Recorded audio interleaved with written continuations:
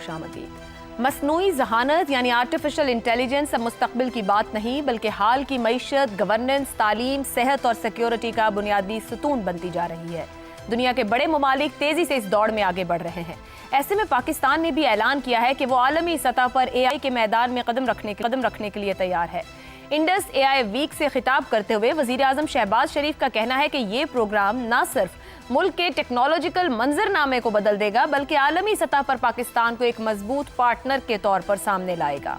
पाकिस्तान 2030 तक मसनूई जहानत पर $1 अरब खर्च करके आलमी बरादरी में अपनी जगह बनाएगा।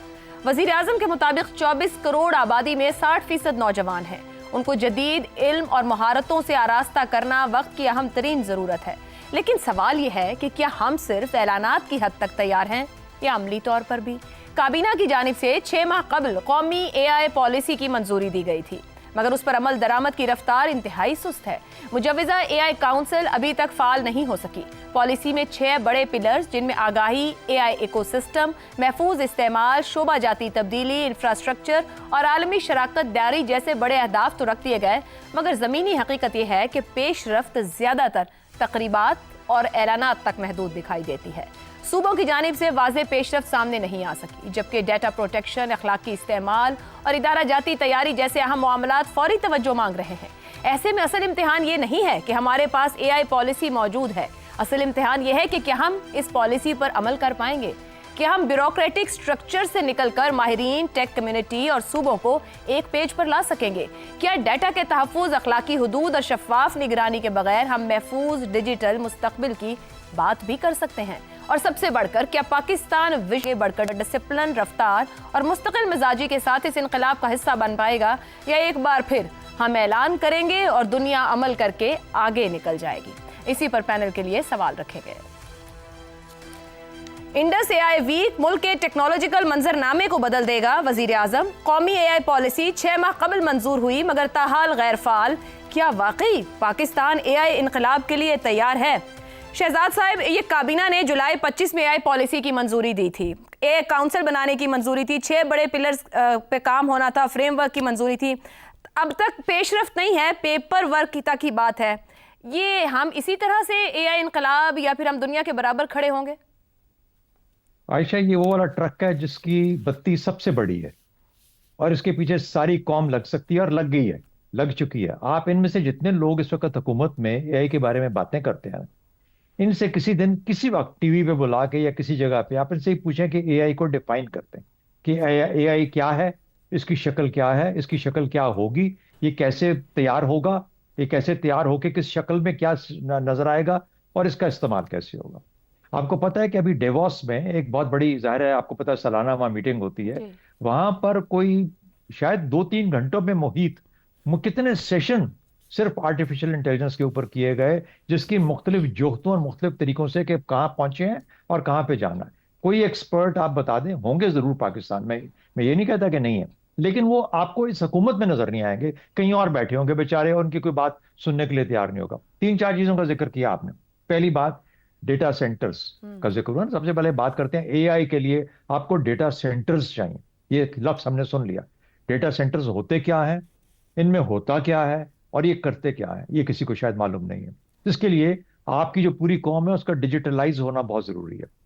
जब तक आपकी हर चीज जो आप लिखें, टाइप करें, सुने, देखें, बात करें, जब तक वो डिजिटलाइज नहीं होगी, आपका मईशत, आपकी हुकूमत, आपके हर, उस वक्त तक वो डेटा सेंटर के बराबर आपका मवाद तैयार नहीं होगा। डेटा सेंटर नहीं होगा तो आप जिनको ट्रेन करना चाहते हैं आर्टिफिशियल इंटेलिजेंस के लिए, जिन मशीनों को, वो उनके पास डेटा ही नहीं है तो तैयार किस पे होंगी।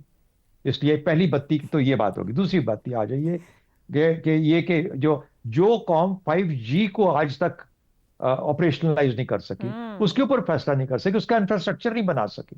सबसे बड़ा मसला इंफ्रास्ट्रक्चर का, उस वक्त तक उसको डिजिटाइज होने में भी मुश्किल है ना, वो हो सकती है। और वो क्या आर्टिफिशियल इंटेलिजेंस की बातें करती है। अभी तो हम, और इतनी कम तादाद हमारी है जो 4G के ऊपर है कि आप सोच नहीं सकते, यानी इतने सारे यूजर्स के अंदर तो बहुत सारी लिमिटेशंस है। इंफ्रास्ट्रक्चर ना होने के बराबर है। हम बिल्कुल तैयार नहीं है। हम हमेशा कंज्यूमर रहेंगे, हम कभी प्रोड्यूसर नहीं बन सकते। हमारा ना वो जहन है, ना वो सोच है, ना वो टेक्नोलॉजी है, ना हम उस सतह पे बैठे हुए हैं जहां पर के दुनिया इस वक्त AI के ऊपर काम कर रही है। तो इसलिए जहां पर एनर्जी की रिक्वायरमेंट, ये सारी लड़ाई जो इस वक्त ट्रम्प कर रहा है, ये पावर हासिल करने के लिए, एनर्जी प्रोड्यूस करने के लिए ठीक। इतनी बिजली इस्तेमाल होती है, इतनी एनर्जी इस्तेमाल होती है एआई की डेवलपमेंट के लिए, उसके इस्तेमाल के लिए। हमारे पास तो वही कुछ नहीं है जिसके लिए एआई बनाया जा सके। कंज्यूमर हम जरूर होंगे, हमें ये समझ आनी चाहिए कि इसको इस्तेमाल कैसे करना है, ये करता क्या है, और हम बदकिस्मती से हम उसको गार्ड रेल्स जो होती है ना, जो कि हमारे जी, हमारे मिजाज के मुताबिक हो, वो भी नहीं कर पाएंगे। दुरुस्त हो गया। रज़ा रूमी साहब 5G की बात कर रहे हैं हम, यहाँ तो 4G नहीं क्रॉस हो पा रहा है। वजीर आजम मगर ये कहते हैं कि ये इवेंट आलमी सतह पर, एक इवेंट जो हो रहा है मुल्क में, आलमी सतह पर पाकिस्तान को एक मजबूत पार्टनर के तौर पर सामने लाएगा, जबकि हम कंज्यूमर है। शहजाद साहब जो कह रहे हैं आलमी मयार के इवेंट्स हम अच्छे करवा लेते हैं, आलमी मयार की तैयारी भी शायद इवेंट्स के लिए है, क्या ये मुतबादिल हम बन पाएंगे जो बात वजीर आजम कह रहे हैं, या बहुत ज्यादा कह दिया उन्होंने टू अर्ली?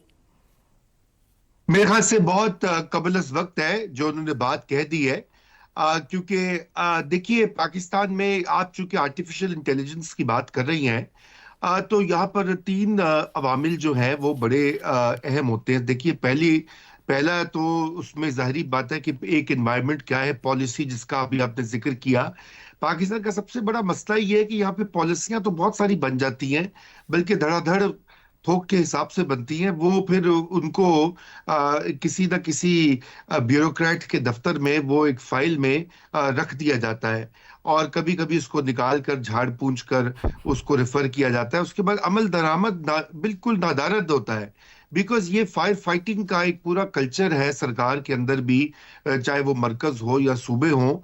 और दूसरी बात ये है कि ये सरकारी काम होता भी नहीं है कि वहां पर इस तरह की ऐसी फील्ड्स जहां पे इनोवेशन चाहिए, जिद्दत चाहिए, सोच चाहिए, ये ज्यादा बेहतर होती है कि प्राइवेट सेक्टर में, और एकेडेमिया जिसे कहा जाता है, ये वहां से इसकी जिसे कहते हैं उठान होती है। हुकूमत का काम होता है कि एक साजगार माहौल पैदा करे और वो वसाइल मुहैया करे जो कि चाहिए होते हैं तहकीक के लिए या टेस्टिंग के लिए, या मजीद जो पॉलिसी लेवल के ऊपर काम होता है। दूसरा प्रॉब्लम जो है वो ये है कि हमने उस तरह की अपनी जो मैन पावर या वो इंसानी वसाइल उनकी तरफ तवज्जो दी ही नहीं। ये बात दुरुस्त है कि बहुत सारे पाकिस्तान में खुद लोग जो है वो आईटी का कारोबार भी कर रहे हैं, उसको फरोग में हिस्सा दे रहे हैं, लेकिन सरकारी लेवल के ऊपर हमने उसकी उस तरह से तरवीज और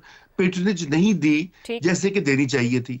और तीसरी चीज ये कि ये इस तरह के मामला है, यहाँ पे हाई लेवल कमिटमेंट और हाई लेवल डायरेक्शन चाहिए। ये वजीर आजम के खुद लेवल की बात है, ये किसी मिनिस्टर को या किसी सेक्रेटरी पर छोड़ना बिल्कुल उससे काम नहीं बनेगा। जी ठीक हो गया। हसन निसार साहब, वजीर आजम साहब ने यह भी कहा कि ये इवेंट आलमी सतह पर पाकिस्तान को मजबूत बनाएगा, और एआई के शोबे में हम आलमी सतह पर कदम रखने के लिए तैयार हैं। वाकई आपके ख्याल में हमारी तैयारी ऐसी है या ऐलानात तक महदूद है? खुदा का खौफ करें, गागेगी। पाकिस्तान की जमहूरियत और सियासत का एक राग है, गागेगी। इसके अलावा किसी का बयान मुझे बताओ कि ये हो गया है। अच्छा, सवाल का जवाब तो बेसिकली शहजाद साहब ने ते टंटाई मुकाता है, समझ ना आवे तो और गल है। देखो सादा सी बात कर रहा हूँ, बड़ी इजादात आई गोरे के साथ। गोरे को हम विलेन बना के पेश करते हैं, चूंकि बहरहाल साजिश थेरी। अच्छा, एनीवे, बड़ी इजादात आई। उनका जो हशर हमने किया और जिस तरह उनको अब्यूज और मिस यूज किया, अपनी सड़कों पे देख लो। तो तुम्हें तो गाड़ी चलानी और रखनी नहीं आई, तुम्हें तो मोटरसाइकिल चलाना नहीं आया। अच्छा, इस एआई इनकलाब का हशर भी पीआईए, रेलवे, स्टील मिल, अंग्रेज के दिए मुख्तलिफ इदारों, उनके मामे चाचे ताए फुफे यहां नहीं होते थे, तो कम से कम वो मेरिट का ही ख्याल करते थे। करबा परवरी नहीं थी, चूंकि उनके करबा नहीं थे, कमी थे। अब ये अपने जैसों के कमी हैं।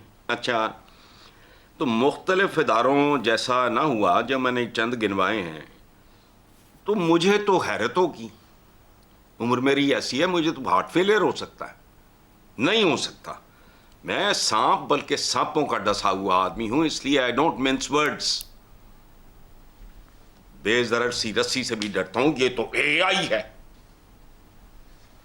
तो बड़ी खूबसूरत बात की है शहजाद साहब ने। इन्होंने की पता, इन्होंने तो फोन का इस्तेमाल मगर नहीं वक्त किया। की जरूरत है, किसी तरह घिसट घिसट के पहुंच जाएंगे फिर वो हम भी। जरूरत को गोली मारे ना, जरूरतें आपकी पूरी हो गई ना। उन्होंने आपको जहाज भी दे दिए, उन्होंने गाड़ियां भी दे दी, उन्होंने सेल फोन भी दे दिए। मतलब ऐसे ही हम जाएंगे जरूरत जैसे है। दुरुस्त हो गया, ओ दुरुस्त हो भाई गया। शहजाद साहब ने कहा है ना कि आप गाहक होंगे। हाँ, कंज्यूमर खत्म। रहेंगे, बात ये खत्म। आपकी टोटल औकात। जैगम साहब, थर्ड इंडस्ट्रियल रेवोल्यूशन में तो हमने जो झंडे गाड़े सो गाड़े हैं, फोर्थ इंडस्ट्रियल की तरफ तो वजीर आजम ने तो बहुत बड़ी बड़ी बातें कह दी हैं। क्या इतना साजगार माहौल भी है, जिस साजगार माहौल की रजा रूमी बात करते हैं? क्योंकि सरमायाकार और टैलेंट तो वही जाता है जहां वाज़ेह पॉलिसी मौजूद हो। आयशा, हर रेवोल्यूशन ने हमारा यही हशर किया है, या हमने अपना ये हशर किया है। एक वक्त था जब हमारी तलवारों को गन पाउडर ने आ लिया था, हमारी बैलगाड़ी को ट्रेन ने आ लिया था, हमारी बादबानी किश्ती को स्टीमर ने आ लिया था।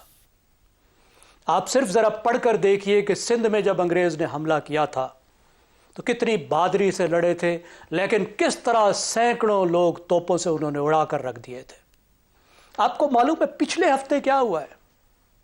मैं 3-4 दिन पहले की बात कर रहा हूं। जो 4 बड़े AI के मॉडल हैं, उनमें से एक मॉडल है क्लॉड, एंथ्रोपिक कंपनी का। उसने एक नई प्रोडक्ट लॉन्च की, वर्क स्पेस है कि आप यहां आए और यहां आके काम करें, चंद $100 दें। आपको पता है उसका क्या नतीजा निकला है? भारत की जो IT की कंपनीज हैं, IT की कंपनीज, उनकी $30 बिलियन वैल्यू गिर गई, स्टॉक्स गिर गए। अमेरिका की IT की टेक्नोलॉजी कंपनीज जो हैं, वो $300 बिलियन उनकी कीमत गिर गई है एक हफ्ते के अंदर। ये IT के साथ हो रहा है, क्योंकि जो IT कंपनीज जो कर रही थी वो भी ऑटोमेशन पे जा रहा है, वो भी AI पे जा रहा है।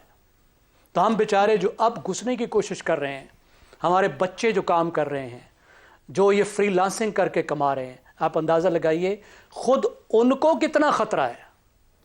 ऐसे हालात में जब हमारे पास लेबर तक नहीं है, इंडस्ट्री या बन नहीं रही या है नहीं, जो है वहाँ पे लेबर की इतनी कम ज़रूरत है और अच्छी लेबर की ज़रूरत है। हम तो मज़दूर को मज़दूरी नहीं देकर जा रहे, यहाँ तो पढ़े लिखे वाइट कॉलर का जॉब जा रहा है। इतने बड़े ख़तरात हैं, उतने ही बड़े इम्कानात हैं। मैंने एक पेपर नहीं देखा हुकूमत का, एक अच्छी उनकी कोई इवेंट नहीं देखा जिसमें यह बहस की गई हो, यह लिखा गया हो, यह देखा गया हो कि AI के नुकसानात क्या हो सकते हैं, यह रेवोल्यूशन हमें कितना रगड़ेगा और इसके इम्कानात क्या हो सकते हैं, यह हमें कहाँ उड़ा सकता है। और हालत यह है कि दुनिया में इस वक्त जंग ही AI की है। जरा अमेरिका और चाइना की जंग पे जरा गौर तो करें, झगड़ा किस बात का है? ये रेयर अर्थ किस काम में आते हैं?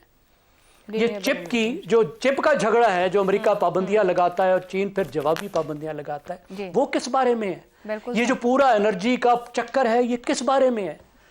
यानी AI, वो कहते हैं कि जो AI को कौम डोमिनेट करेगी वो दुनिया को डोमिनेट करेगी, और हम तो इस्तेमाल करना नहीं सीखे। यहाँ सरकार की ये हालत है कि वो टाइपराइटर की एज में है, जो बाबू है वो टाइप किसी और से कराता है, वो तो कंप्यूटर एज में नहीं आया। और हमारी जो इंडस्ट्री है वो इतनी लो एंड है कि उसका AI से कोई लेना देना ही नहीं। तो यहाँ से तो अभी हमने सोचना ही शुरू नहीं किया।